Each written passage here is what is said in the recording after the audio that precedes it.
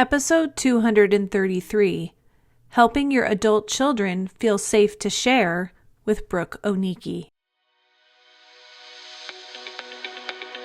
Welcome to Latter-day Life Coaches, the podcast where each episode is a conversation between me, Heather Rackham, and one of my amazing coach colleagues. Each coach here is a member of the Church of Jesus Christ of Latter-day Saints and a highly trained, experienced life coach making a great impact in the lives of their clients. And together, we have one main goal, helping you live your best life no matter what. You ready for this conversation with a coach? Here we go.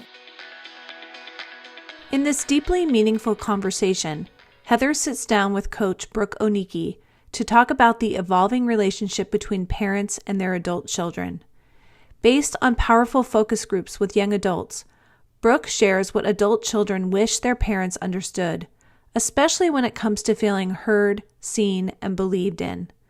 They talk about what happens when children bring up painful memories from the past, how parents can avoid the instinct to take things personally, and why emotional safety matters more than perfection. Whether you're navigating your child's faith journey, building bonds with in-laws, or learning to love in new ways as a mother-in-law, this episode will help you show up with more grace, curiosity, and trust. Please enjoy. Hey everybody, welcome. Today I have Brooke Oniki with me again. Hi Brooke, how you doing? I'm doing well. Good. I say again because Brooke has been on here with me a handful of times and I always love having her with me. The conversations are always so good. But Brooke, can you please tell people just a little bit about you since maybe they haven't heard those other episodes? My name is Brooke Oniki, and I am a life coach. I've been coaching almost 6 years, and my primary focus is women of adult children and how to have good relationships with your kids. I do end up coaching people outside of that, but that's mainly what I focus on. So, and it's just mostly, I do teach some classes occasionally, but mostly I just have one-to-one clients. Love it.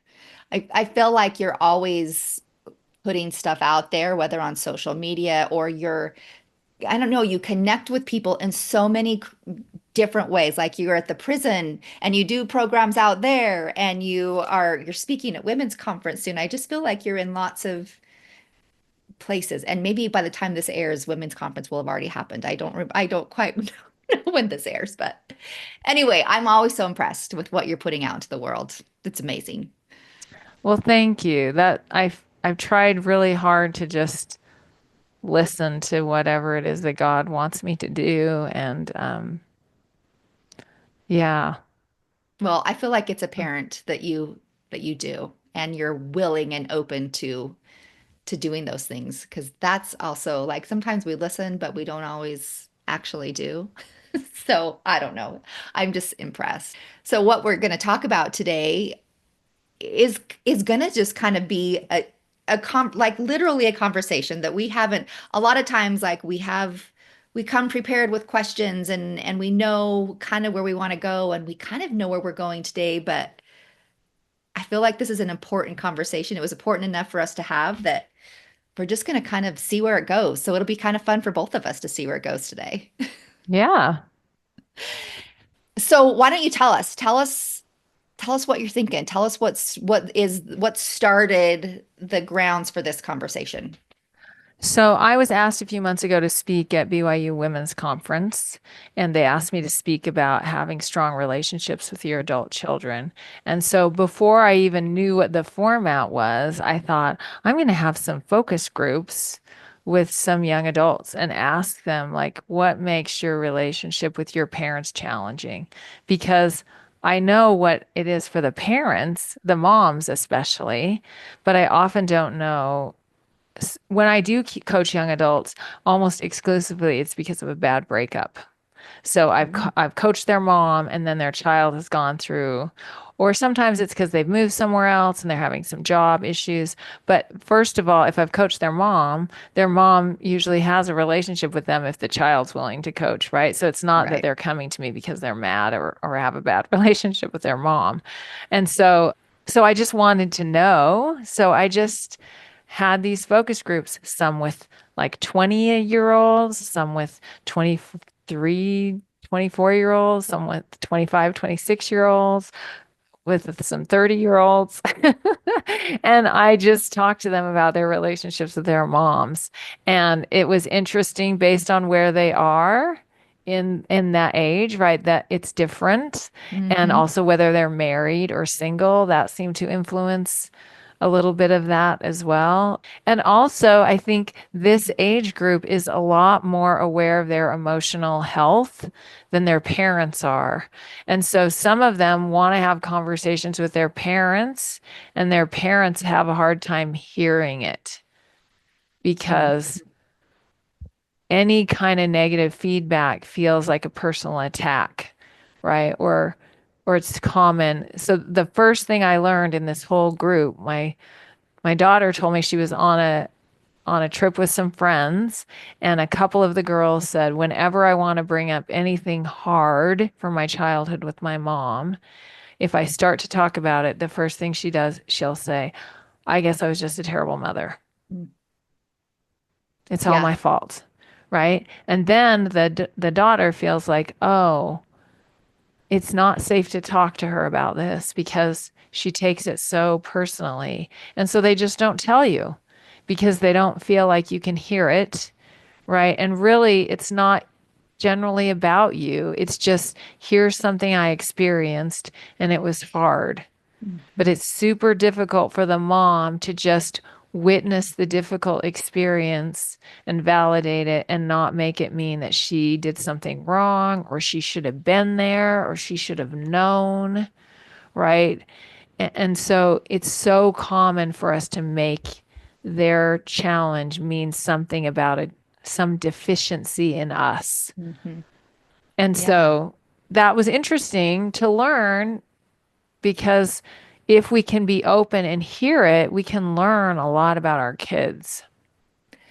Yeah, it's almost as if like you have someone coming to you as a parent who's being vulnerable and like wanting to share something with you that is probably not easy for them to bring up. And you will like as a parent, we if we respond that way, like we're instantly making it about us and not validating or letting it be anything to do with them. Like we it's like we commandeer the whole conversation. It just becomes like it's about us then. And I don't know. And I it's so think easy to think, oh, it's because of some genetic thing in me or some I didn't model it correctly or right. Mhm. We just automatically, because we feel so responsible for them, Right. right? That as if everything about them is is within our control or that their spiritual gifts or their agency is wrapped up in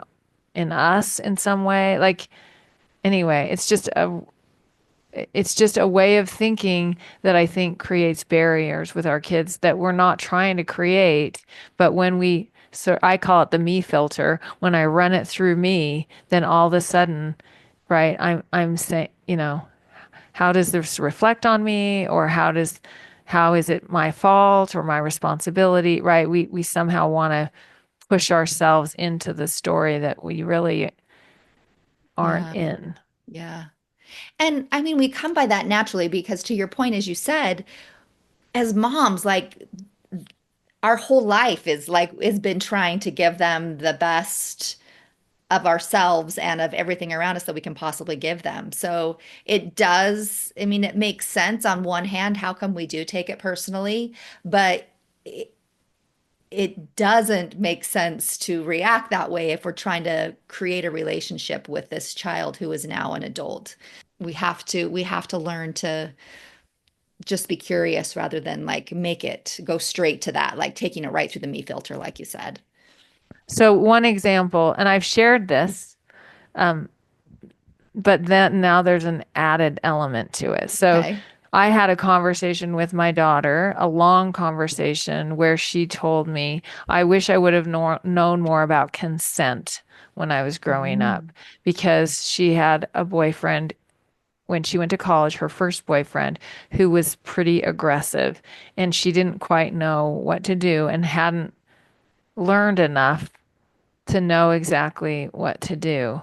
And Yeah. so as the conversation went on, I said, what do you wish you would have known? And what do you wish would have been different? And how are you going to teach your kids differently? And so I tried to listen really openly, but my thought was I didn't teach her enough about sex. That was the sort of my takeaway from it. And I, instead of being offended, I was like, of course I didn't. I know that's true. Like I'm sure of it because I Yeah. didn't know very much myself. And so I tried and we laughed about that and talked about it. And she was very forgiving and we talked about there were by the end of the conversation, she said, I don't know if you could have done it a way that I would have liked. Because we Yeah. did talk about, oh, yeah, you did talk to me about that, but I liked someone at the time, and so I was defensive. And anyway, so we had this long conversation, and it was very open. But later, I went back to her and said, so I want to use this story in as an example when I'm doing either teaching this at women's conference or in a podcast. And so I told her, and when you started to tell me, my thought was I didn't teach her enough about sex.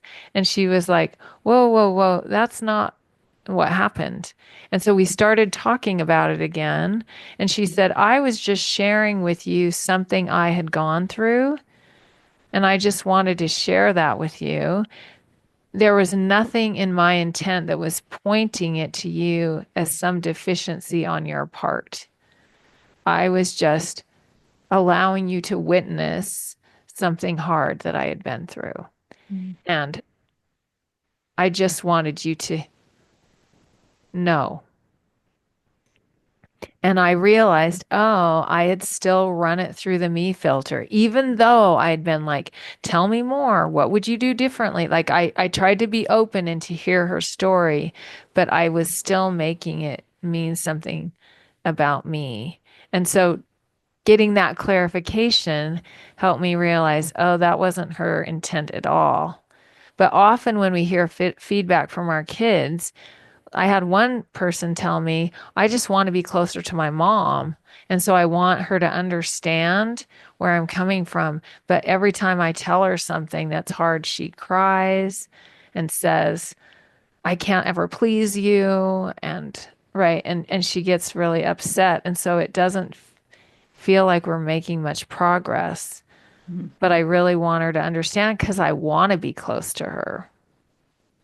I think something that we are really starting to see in this age group, and like us and maybe our parents and previous to them, relationships were more polite and pretend and parallel, to use some wording that I learned from Amy Gianni. Like that was just kind of the norm, right? It wasn't like let's not rock the boat. And this generation, and I think ours is the same, but it's taken us like we're learning it later on. Like we want more of honest and collaborative relationships, but with that comes more messiness, right? Like it Right. comes more being willing to share hard things, and but when we're willing to do that, our relationships are so much more connected. And I love that story about your daughter because really it was like that was a bid for connection with her, right? Like she was wanting to be connected in some way more to you than she had been before.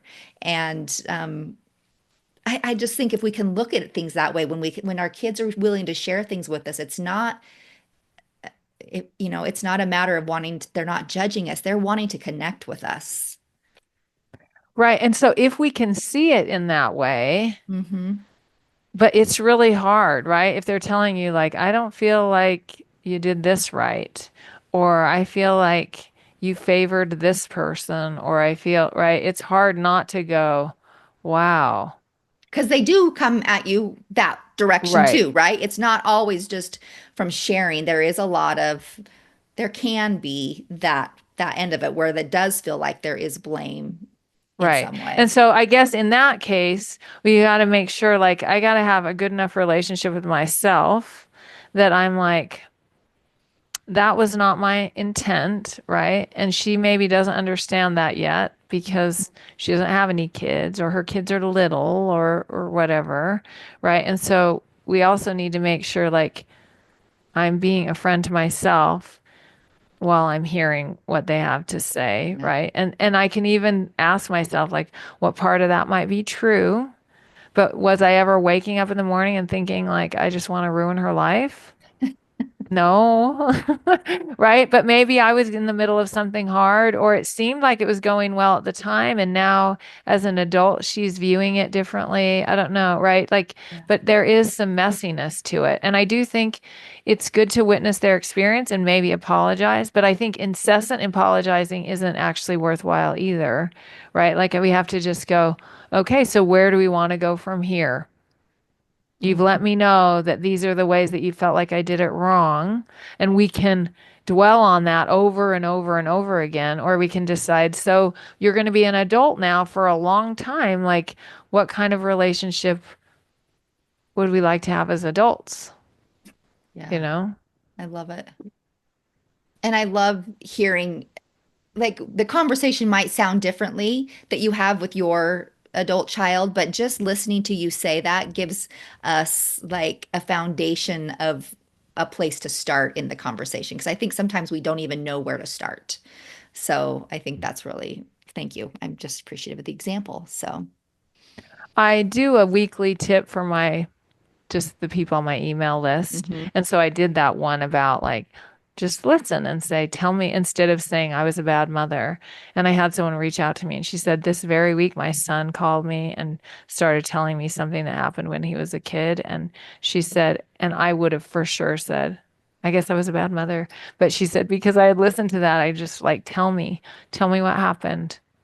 And she said, and I listened and I cried and he cried. And we had this really healing conversation because I just listened and witnessed his experience. Mm. Witness is a really powerful word. I'm realizing in that scenario too. Like, I like the use of that. Okay, so what else? What other things did these I also have amazing? found that if you listen, just before we go on to another one, Yeah. and you can also tell them, this has been hard for me. Like if Mhm. you witness their experience, you can also say, like when you weren't coming home and when you were really kind of unkind to me in high school, I was also having a hard time. Yeah. Because, and oftentimes, if you have heard them out, then they're like, yeah, I know, I wasn't really that easy or Yeah. And I think like that conversation too, I think is important to remember, like, your intent, right? It's not, your intent right, isn't to, because it would be the same. You would want the same from your adult child if they were saying that, sharing those things from you. You're hoping they're not like, well, da da da da da, you did this and this and this. Like, we also don't want to do that in return to them, right? It's just right, merely a matter of, yeah, and this was my experience. This is, it's purely, once again, connecting with them, not blaming or right. shaming in any way. Yeah. And I have found that if you are willing to witness their experience, I think they tend to be more open to hearing Yeah. like what you were struggling with as well. Absolutely. Absolutely. That's awesome. So, another thing I noticed, people that were married tended to have concerns about their in-laws that some of them said, I actually feel closer to my mom now that I'm married because now I'm having a harder time with my mother-in-law or my father-in-law. And so now I'm having more, which is interesting that that Mhm. also can happen sometimes. Mhm. Um, I had a client who her child fell just in love with this boy's family that she was marrying. And then within a little while, the marriage was annulled. And she said, it was hard for me to watch her just like it seemed like she only loved their family. But when things started to fall, we were right here for her.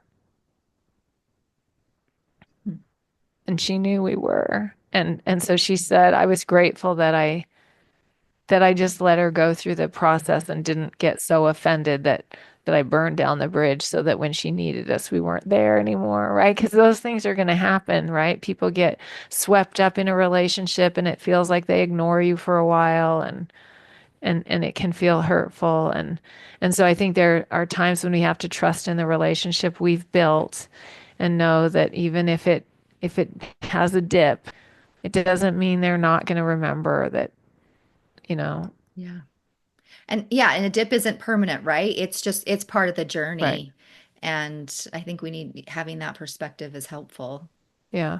So I guess the thing that was interesting with the daughters-in-law, I think it's fascinating that we often think the other person should be wanting to get to know us, Oh, like, yeah. right? Like the one who just married into the family thinks, I wish they would come and ask me questions or take some interest in me, right? And then the mother or father-in-law is thinking she doesn't even seem to take any interest in us, and right, so we're all waiting for the other person to be interested in having a relationship instead of deciding like I want her to feel a part of our family and I'm going to involve her the best that I can, and I'm going to try to love her the best that I can, and not make, if she's not as interested, like it's easy for the mother-in-law to think, well, she doesn't really like our family, Mm. right? But sometimes we have to remember that a person has a lower social bandwidth than we do. I have 8 brothers and sisters, and so my husband has one sister. So marrying into a family of 100 people, when I went to his house for Christmas the first time, his sister was living overseas in the military with her husband. And his dad has died. So it's his mom and him and me. That was it.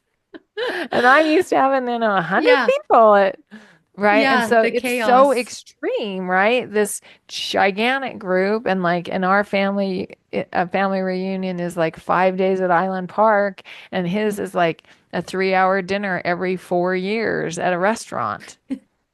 Right. Like they're really extreme, right? And so someone's marrying into your family that has very different family dynamics than you have, right? And so assuming that they're just going to assimilate to however you do things, or if they don't, making it mean they don't like you, can cause a lot of troubles, right? And it's very common for someone, like, let's say the daughter-in-law stays in her room for a few hours in the morning when everyone gets up and you're having breakfast and she doesn't come out. And so you say something to your daughter like, it doesn't seem like she likes us or whatever. And so you're creating this negative bond with your daughter about this little Mhm. daughter-in-law, instead of thinking like, maybe she knows what she can do and can't do and what her emotional bandwidth is. And when she comes out, if I can just accept that she's taking care of her own emotional needs, then when she does join the group, I just am filled with love for her instead of like reservation or hesitancy. Like, because if I'm filling my thoughts with, oh, she doesn't like us and she doesn't like our family, or we're too much for them, or right, then I get weird. Yes. We do the weirdest things when we get in our head like that. I mean, we all do. It's so funny, and like it just makes me laugh a little bit. But yeah, I just remember I have one married child, and my when she got married, I really do feel like I hit the son-in-law jackpot. Like I tell my kids all the time, "Oh, I think like he's my favorite child." But the thing that I loved so much was like there was like somebody else I got to love. Like like already love my 4 kids so much, like at capacity, I felt like, but it was so fascinating and I loved. I'm like, oh, I've got somebody else that I get to have this love towards. And I recognize that some people make it easier and harder than other people do, but the bottom line is we are the ones that get to decide what that experience is going to be like for us. And I don't, it just depends a lot on our perspective but how fun it can be to add somebody to the mix, just another person to love on. Yeah. And so these young girls that were married were saying things to me like, I feel like she really loves her son and she thinks maybe I'm not, he could have done better, Well, or it feels like she's too busy to get to know me, hmm. or just things Yeah, like that. yeah. And so I just thought it was really interesting because I remember when I got married thinking like, I hope she likes me. I hope she thinks I'm okay. My husband's Japanese, and so I worried, like I knew she wished that he would marry someone Japanese. And I even asked her once, like, are you sad about that? And she said a little, and Yeah. I'm like, I can see why you might be, right? Like now her kids are only half, her grandkids are half Japanese. Now her great grands are a fourth Japanese. Like Yeah. I can see why that's kind of disappointing. So I Yeah. understand that, right? But I had these thoughts of like, oh, I just wish that she would like me. And so I tried to remember that when my kids got married, like instead of thinking they should be befriending me, like, no, I'm going to make sure that they know that I love them.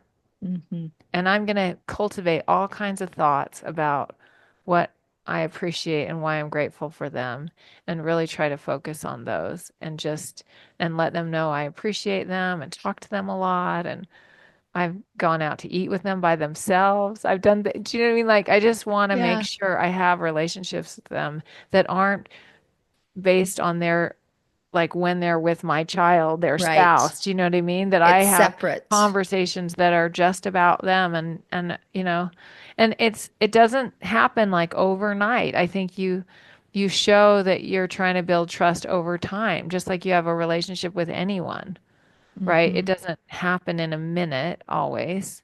Sometimes it Right. does, because I think, like you say about your son-in-law, maybe it just instantly happened Yeah. that way. Sometimes it takes, some time to build trust. But, think about it like nourishing a plant, right? We just keep adding fertilizer and Yeah. sunshine and water, right? And things grow. Yeah. I heard a statistic recently and I don't even remember the number, so I'm not even going to try to say what the number was, but it was like so many hours, like I want to say it was like in the thousands of hours need to be spent in a relationship before you consider somebody truly a friend, like somebody that is like an integral part of your friend circle. And that was a really interesting statistic to me. Like once again, obviously the number didn't stick in my head, but it was a high enough number that I remember thinking that's a significant amount of time. And it's interesting that we think it should just be faster than that, or that we don't Right. have to spend the time and make the commitment in order to make that happen. Or natural, right? Like Yeah. people telling you that breastfeeding would be natural. I'm like, Yeah. why do they say that? Yeah. Because, Because you're like, this does not, I need 65 pillows, right? yeah. And by the time I had my fourth baby, I could nurse and make dinner at the same time. But Right. my capacity increased with practice and working at it, right? It Hmm. it wouldn't have increased if I would have just said, this is dumb, I'm not doing it again. Hmm. Or she Yeah. hurt my feelings, so I'm not engaging again. Or Yeah. right. And so I do think as the mom, as the mother-in-law, that we need to make sure like what's the story that I'm creating about this daughter or daughter-in-law? And is it one that's allowing me to create a loving relationship Hmm. with her or with him? And if it's not, I've got to change my story. Absolutely. I think I can hear some people maybe listening being like, yeah, but she has a responsibility too, right? Like that daughter-in-law has a responsibility to maybe come in and try to have a relationship with me. And that is not what this conversation is about today. But like we like that's we don't know. We don't have control over them and what they're going to do, right? We just get to control what we're going to do and how we want the experience to be, that we have the experience we want somebody else to have with us.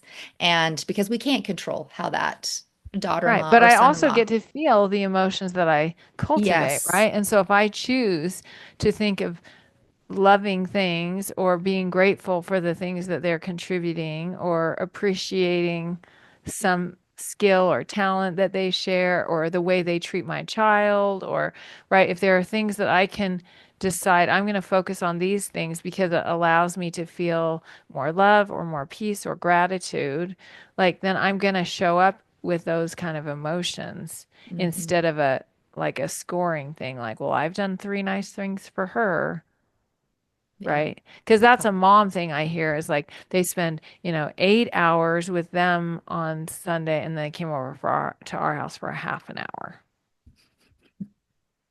Yep. I hear that. right? Yes, that's a But conversation see, we if hear. that's what I focus on, I'm not very much fun to be with because No. then when you come in the house, I'm like, you're only staying for a half an hour? Or people will say to me, I don't say anything. Well, but your whole tone when you're telling it to me, right? You're either pretending because you're hurt and so you're going to pretend, right? Or the tone is coming through, which just makes it like it's not fun to be here because they are mad at us. Yeah. Yeah. We don't even have to speak. Like they can feel, and like the energy is there of how of what's the reality of what we're feeling and experiencing.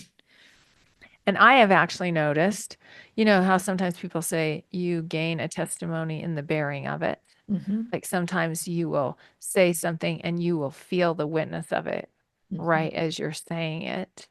And I have found like when I express love to my daughter-in-law and my son-in-law, that I feel it more deeply every time I tell them.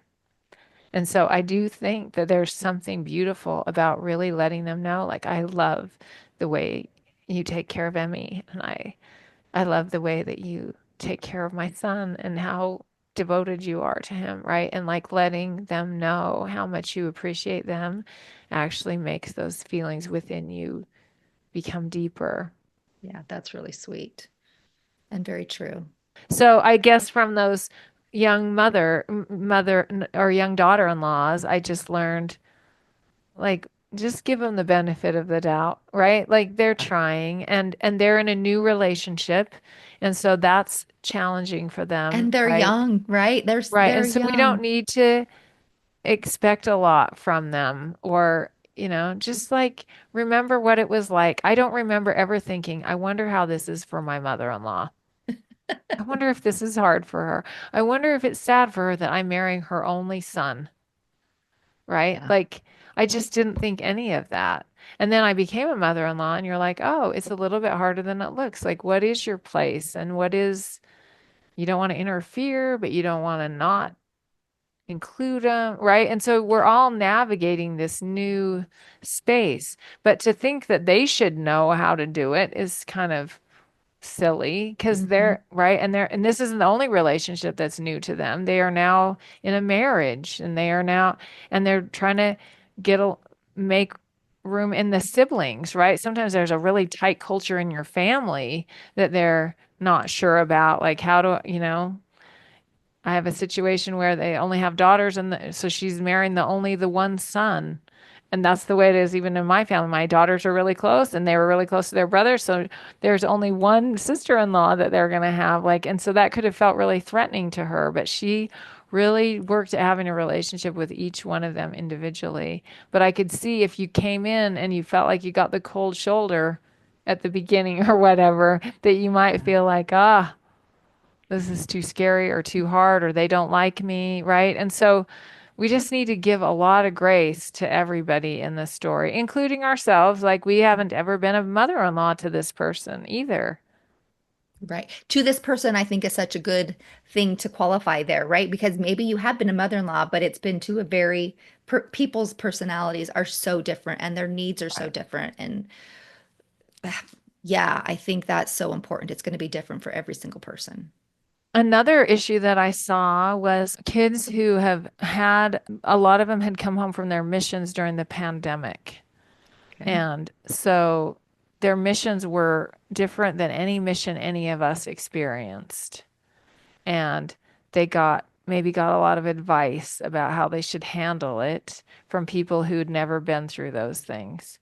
And so they have a little bit of PTSD from their missions, if you want to call it that, Yeah. right? And Yeah. have felt like not able to process through some of the hard things because I think sometimes when our kids start telling us their struggles with the church or their struggles with the culture in the church, that we get kind of panicky because we just want them to live the gospel and we think they'll be Mhm. happier if they do. And right. And so it feels hard for them to share either some cultural thing that they struggle with, or a policy or doctrine, or their own experience, and maybe, or feeling like prayers weren't answered exactly like, or things that they felt they were promised didn't happen, or, just things like that, where there's some discrepancy between what they thought it would be and what it was.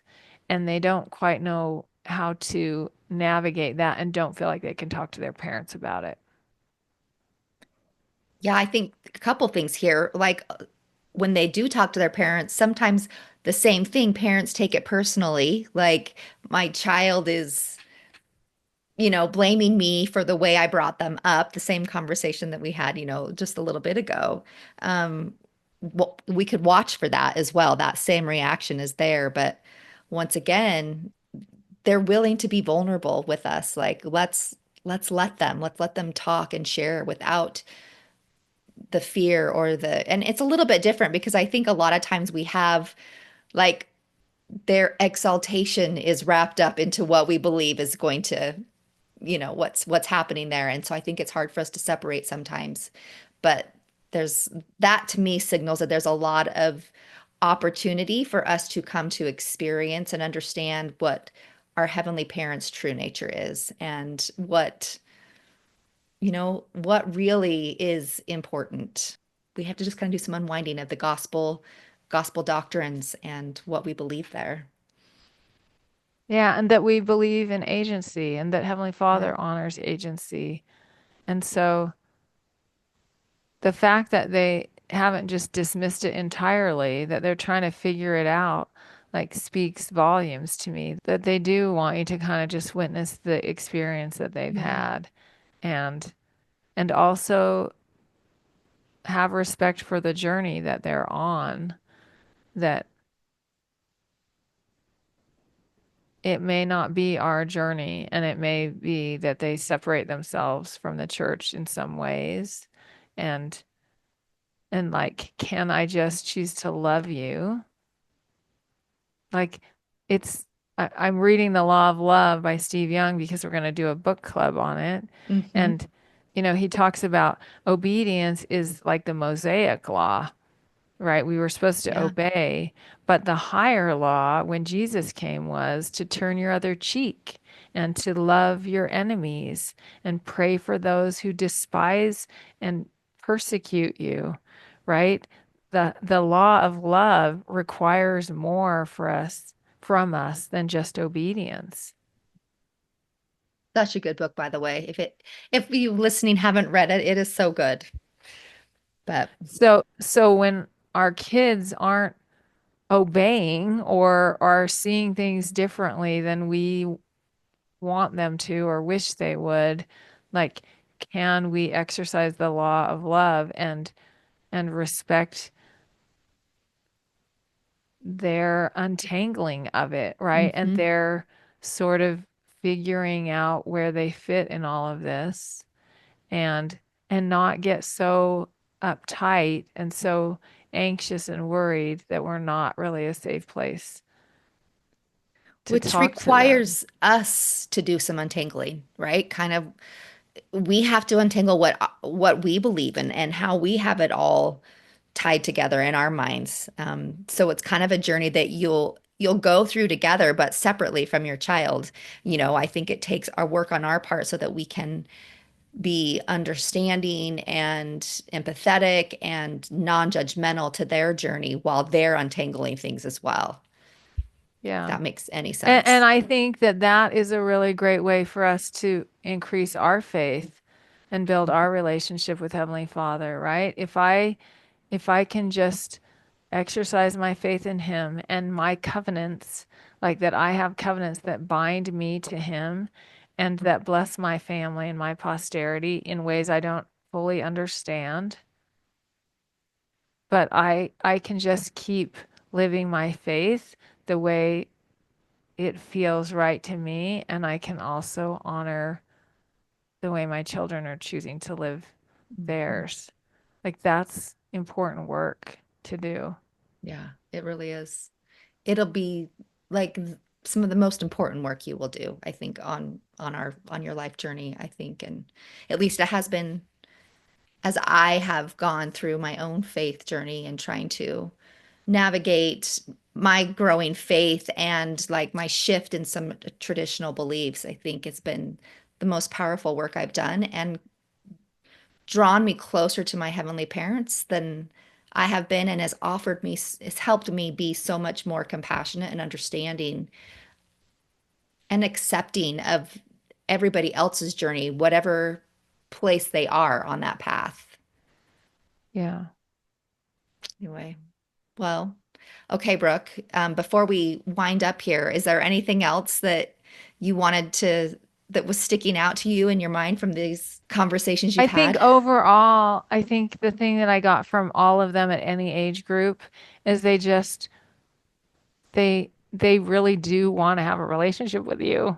Like I think sometimes we feel like, oh, they don't care about us or they don't appreciate what we did. And I did not find that to be the case. I found that everyone wanted to have a relationship with their parents, but sometimes didn't know how to do it.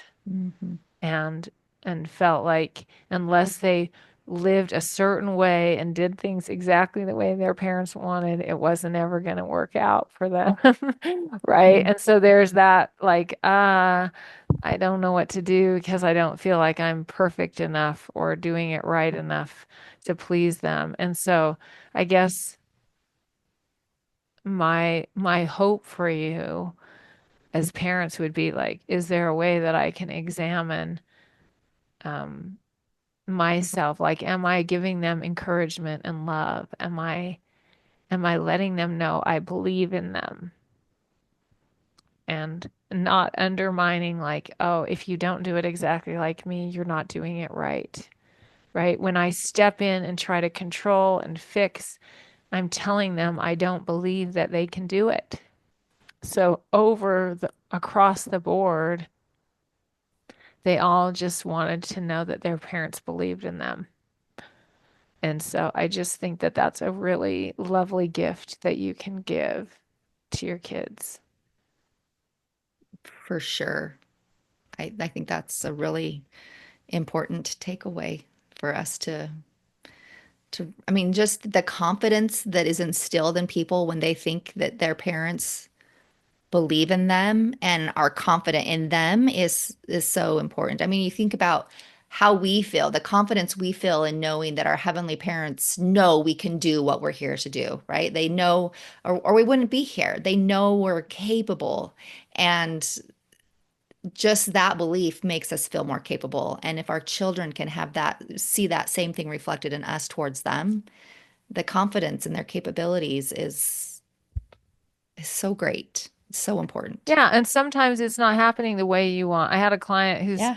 son was not going on a mission and he was doing something else and she said and he would tell her things that he was struggling with and she said, "But I don't actually care. Like if he chooses to do it another way, I'm all in, you know?" And she just tried to answer his questions and he went through this course and then decided not to do it like a 2-year apprenticeship and then decided not to do it. And she came to me and she was like, I'm a failure as a mother. And we were like, no, let's talk about all the ways that he hasn't quit in the past. And she could name all kinds of work that he had done and ways that he had tried. And so she said, I could just trust that he felt impressions that this wasn't his life's work. And she just decided to trust him.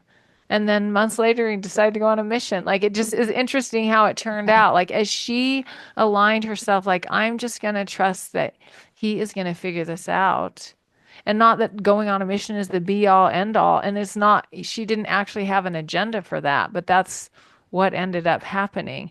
But I think just trusting, like they're figuring it out. And even if they're going to have some hard knocks or it takes them years and years to figure it out, like even all the failures and setbacks and addictions and troubles they go through, all of that is teaching them, right? And God is putting light down on their path all the way along. And so I can trust that they are figuring it out. So beautiful and such profound things can come through us if we believe that, right? If we can truly believe that, I think we can act and we can believe and we can be truly what they need us to be when we can settle into that belief. And I'm figuring it out. And if I've been doing Yes, it wrong and like hurting their feel, like, I know we could debate if you can hurt a person's feelings, but if I they have know. felt hurt by what I've said, like I can listen to what they say and n- Yep. figure out how to communicate better and keep engaging and trying. And it, like you said earlier, it's going to be messy, but those relationships are more meaningful. We can stay in nice and pleasant and pretending forever. And if you want to do that, then do that. But if you Yeah. want to have a tighter relationship, it's going to take some practice. Yeah. Most definitely. Well, Brooke, thank you. Always good conversations. I love it. I always learn so much and leave with things that my brain will pull out often when I need to be reminded of it. But before we head off, can you tell our people how they can connect with you? Well, my website is www.brookeoniki.com. And so you can sign up for my newsletter there. There's a lot of free resources there if you want to just watch. They're like little short videos about different parenting things. Um, you can follow me on Instagram at Brooke Oniki Coaching. My Facebook is Brooke Web Oniki. It's just my personal page because I post a lot more there. So, Yeah, if you want to follow me at either of those places, my that's where you are. news, like my little tip for the week and a little written email come every week if you follow me on my Facebook page. So then Awesome. you are sure to get little tips every week if you All want the that. things. Awesome. And you can always sign up for a call if you have a relationship that you're like, I want to talk about that. I give a one free session. So if anybody wants to just talk about some relationships challenge that they're having, I'm happy to talk to you. Awesome. Thank you so much, Brooke. I really All right. appreciate it. Have a good one, everybody, and thanks for joining us. We'll see you again next time. Hey, we just wanted to thank you for spending part of your day here with us at Latter-day Life Coaches and being part of this conversation. Share this with your friends so that you can have a conversation with them on this topic as well. And as always, subscribe so you don't miss a single episode. Have a good one, my friends.